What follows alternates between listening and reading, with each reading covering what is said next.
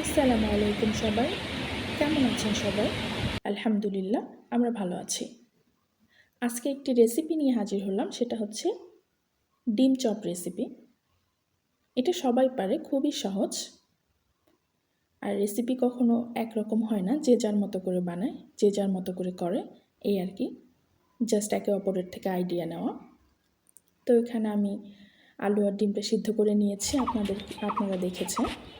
এখন আমি আলুতে প্রয়োজন মতো মশলা অ্যাড করে দিয়েছি, সাথে দিচ্ছি পেঁয়াজ বেরেস্তা দিয়ে সুন্দর করে মাখিয়ে নিচ্ছি।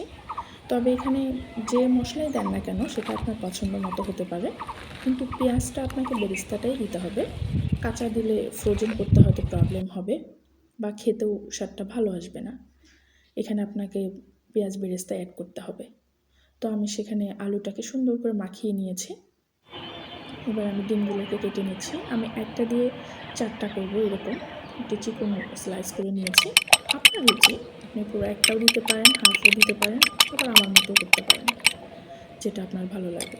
এরপর আমার একটা ডিম লাগবে, ডিমটাকে আমি সুন্দর করে ফেটিয়ে নিচ্ছি। এবার সেটাকে সাইডে রেখে এবার চলুন আমরা ফুল প্রসেসে চলে যাই।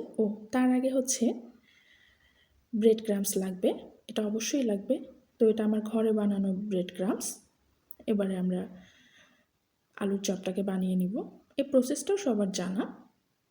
আলুর মধ্যে ডিমটাকে ভরে এরপর আমরা ব্রেড ক্রাম্বসে গড়িয়ে যে যেভাবে কোট করতে পারেন, একবার কোট করলেও হবে, ডাবল কোটিং করলেও হবে, যে যার রুচি মতো করতে পারেন আর কি।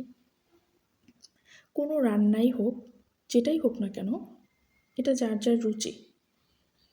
কেবলমাত্র আমরা ভিডিও দেখে বা আশেপাশে দেখে একটু শিখি বা একটু আইডিয়া নেই, কিন্তু রান্না করতে গেলে দেখা যায় যে যার মতো করেই রান্না করি। তো এখানে আমি একে একে বানিয়ে নিচ্ছি।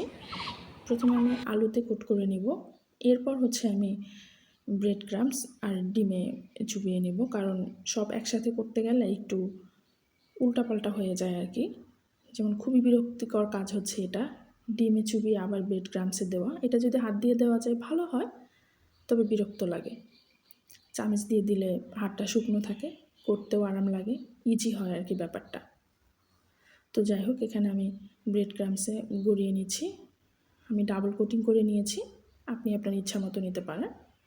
এরপর আমি একে একে সবগুলোই ডিম চপ বানিয়ে নেব। এই তো আমার চপগুলো বানানো হয়ে গেছে।